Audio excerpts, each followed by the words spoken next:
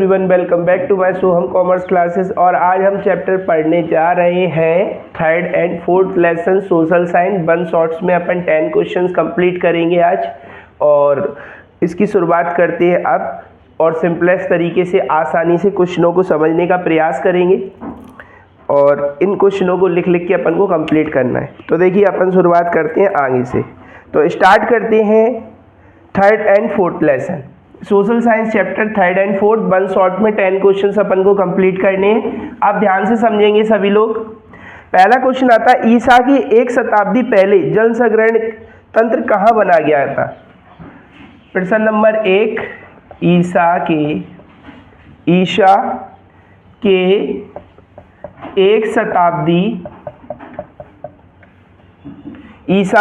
शताब्दी पहले जल संग्रहण की कौन सी विधि अपनाई गई? जल संग्रहण की कौन सी विधि अपनाई गई? कौन सी विधि अपनाई गई है? विधि अपनाई गई। एक बार फिर मैं रिपीट कर रहा हूं, ईसा के 1 शताब्दी पहले जल संग्रहण की कौन सी विधि अपनाई गई?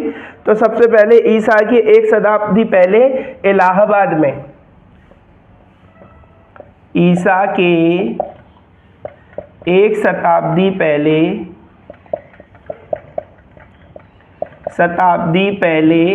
ईसा के 1 शताब्दी पहले इलाहाबाद को अब क्या नाम बदल के कर दिया गया है? प्रयागराज। क्या कर दिया गया है? प्रयागराज। ईसा के 1 शताब्दी पहले इलाहाबाद प्रयागराज। और दूसरा है उसी के नज़दीक श्रृंगबेरपुर में गंगा नदी के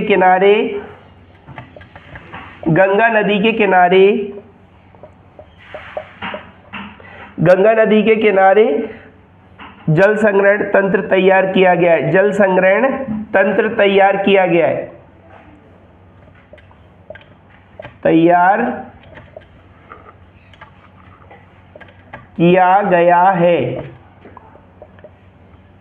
समझ लिया बेटा?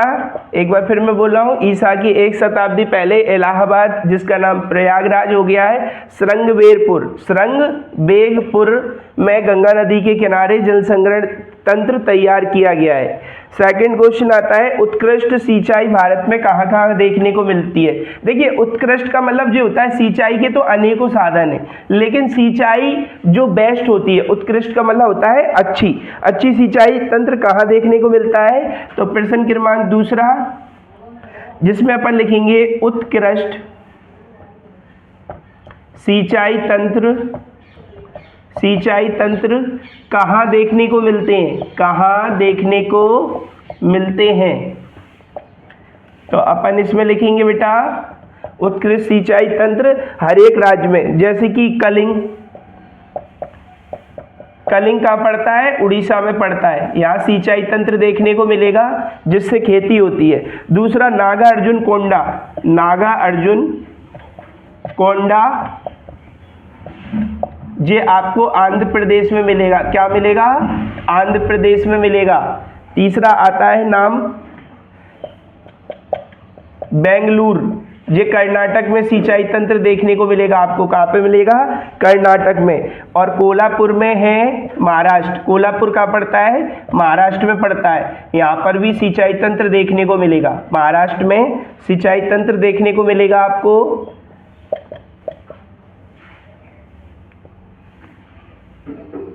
देखने को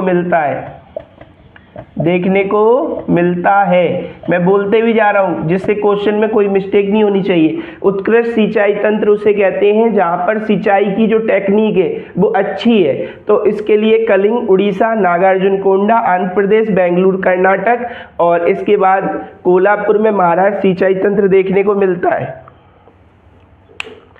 अब इसके बाद अगला क्वेश्चन आता है, क्वेश्चन नंबर 3।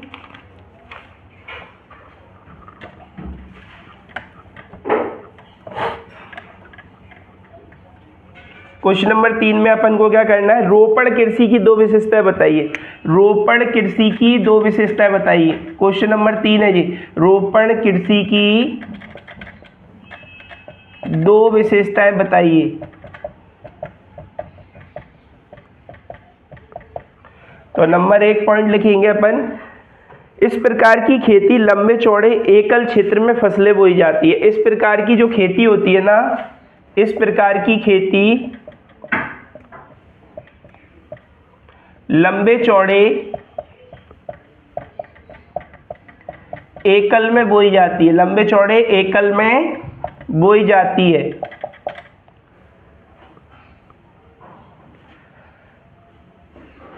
इस प्रकार की खेती लंबे चौड़े एकल में बोई जाती है। और सेकंड पॉइंट बनता है इसका कि रोपण कृषि का क्षेत्र व्यापक होता है जो अत्यधिक पूंजी और श्रमिकों की सहायता से की जाती है। रोपण कृषि में अत्यधिक श्रमिक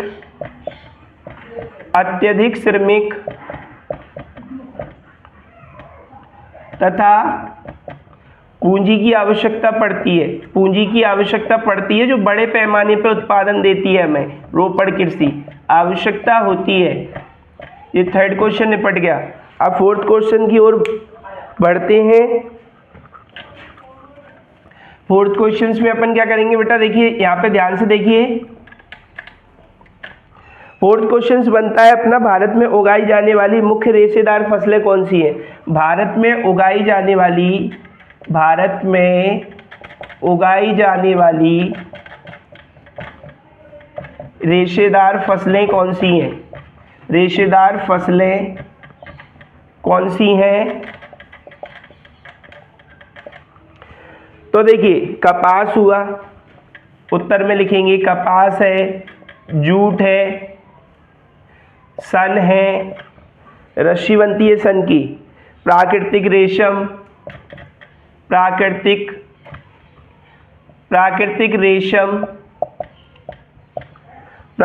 रेशम भारत में उगाई जाने वाली फसलें हैं। भारत में उगाई जाने वाली फसलें हैं।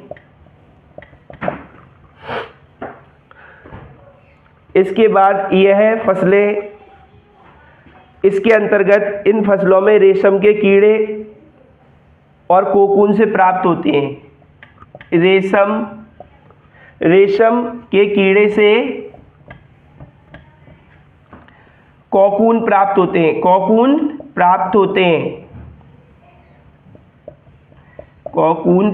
होते हैं। जी अपना चौथा क्वेश्चन बन गया बेटा। 3 क्वेश्चन अपन अटेम्प्ट कर चुके हैं, चौथा क्वेश्चन अपन ने किया भारत में उगाई जाने वाली रेशेदार फसलें। 5वां क्वेश्चन करते हैं।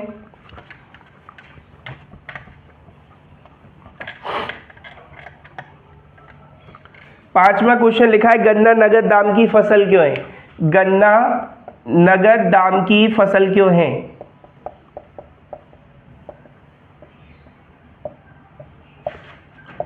गन्ना नगद दाम की फसल क्यों है? तो उत्तर में अपन लिखेंगे गन्ना एक महत्वपूर्ण व्यापारिक फसल है। गन्ना एक महत्वपूर्ण व्यापारिक फसल है। इसका उपयोग चीनी तथा गुड़ उद्योग में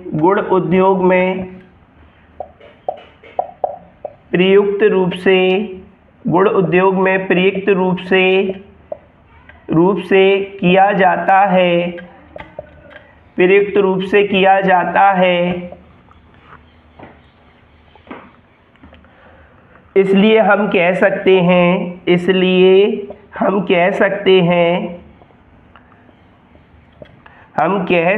हैं गन्ना नगद दाम की फसल है। गन्ना नगद दाम की फसल है।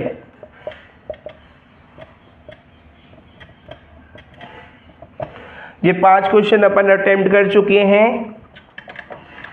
अब इसके बाद अगला क्वेश्चन आता है,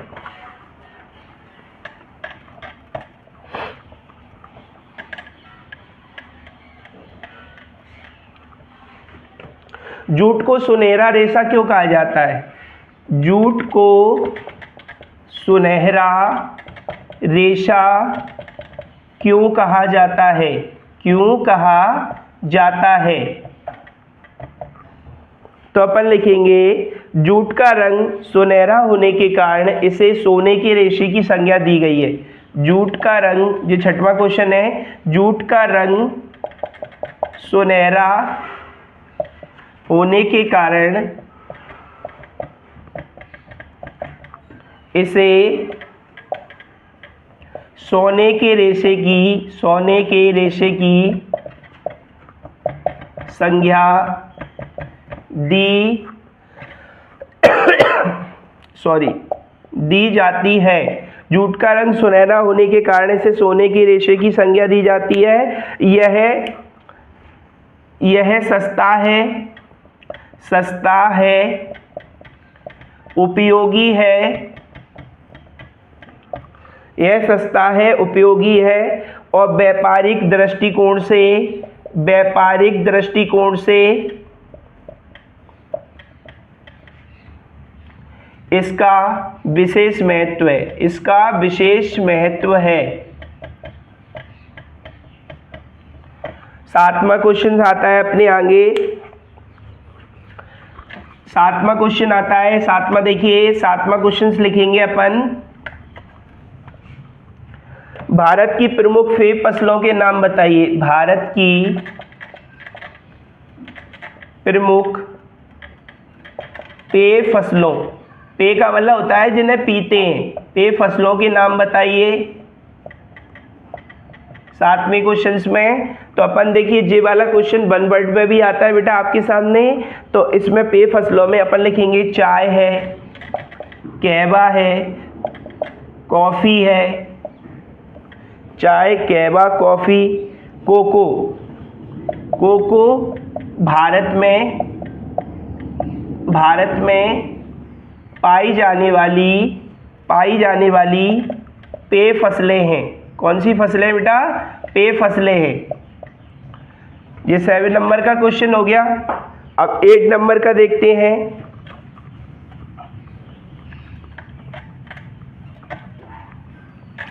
8 नंबर का क्वेश्चन देखें, रबी और खरीफ की फसलों के नाम बताइए। 8 नंबर का क्वेश्चन है, रबी व खरीफ की फसलों के नाम बताइए। फसलों के नाम बताइए।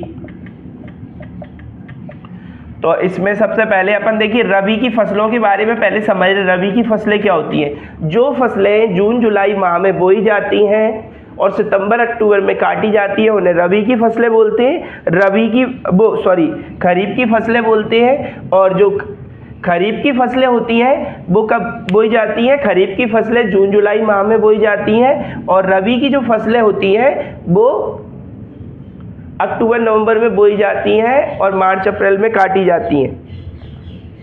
तो अपन सबसे पहले लिख रहे हैं रबी की फसलें। रबी की फसलों में कौन कौन से नाम आते हैं? जैसे कि गेहूं हुआ, चना हुआ, मटर हुआ, गेहूं, चना, मटर, सरसों आदि। ये कौन सी फसलें हैं? रबी की फसलें हैं, जो कब बोई जाती हैं? अक्टूबर नवंबर में बोई जाती हैं, मार्च अप्रैल में काटी जाती हैं, इन्हें रबी की फसलें बोलते हैं। खरीफ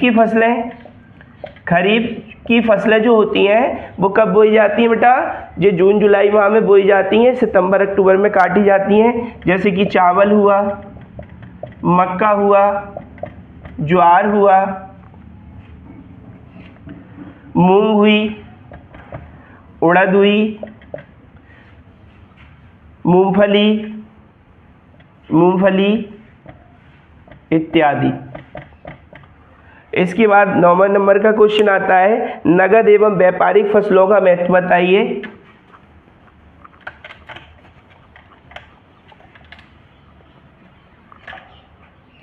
नगद एवं व्यापारिक फसलों का महत्व बताइए। 9वें नंबर का क्वेश्चन है, नगद व व्यापारिक फसलों का महत्व बताइए। तो अपन इसमें बेटा क्या लिखेंगे? उत्तर में अपन लिखेंगे नगद एवं व्यापारिक फसलें वो फसलें कहलाती हैं जो प्रत्यक्ष रूप से भोजन के लिए उत्पन्न नहीं की जाती हैं, किंतु इन्हें बेचकर नगद राशि की प्राप्ति होती है। तो अपन लिखेंगे नगद व व्यापारिक फसलों का आशय है नगद एवं व्यापारिक फसलों का आशय है जो प्रत्यक्ष रूप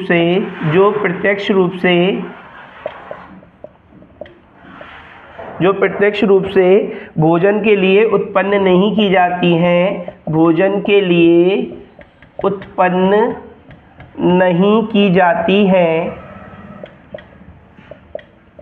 जो प्रत्यक्ष रूप से भोजन के लिए उत्पन्न नहीं की जाती हैं, किंतु उन्हें बेचकर नगद राशि की प्राप्ति होती है, किंतु उन्हें बेचकर नगद राशि की प्राप्ति की जाती है, नगद राशि की प्राप्ति की जाती है। इनमें सबसे पहला नाम आता है, कौन सी फसलें होती हैं वो? कपास हुआ, इसके बाद चाय हुई, कॉफ़ी हुई, तिलहन हुई, चाय, कॉफ़ी, तिलहन, सोयाबीन, गन्ना आदि। ये 9 नंबर का क्वेश्चन कंप्लीट हो गया। अब 10 नंबर की ओर बढ़ते हैं।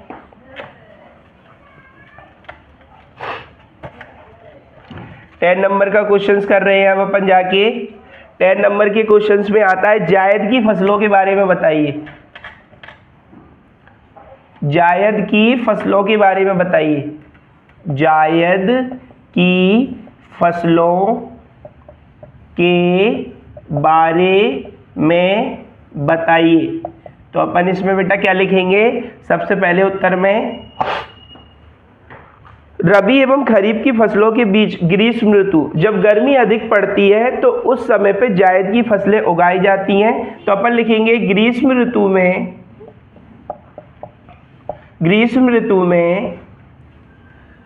जायद की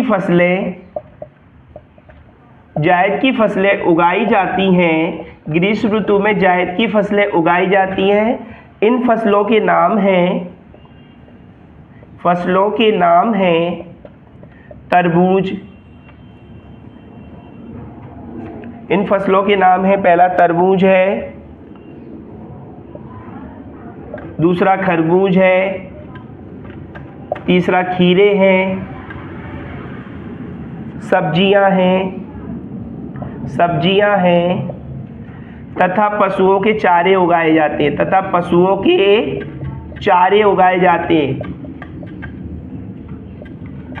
के चारे उगाए जाते हैं। ये कौन सी फसलें कहलाती हैं? जायद की फसलें कहलाती हैं। इसी के साथ 1 शॉर्ट्स में अपन ने 10 क्वेश्चंस फिनिश कर लिए हैं।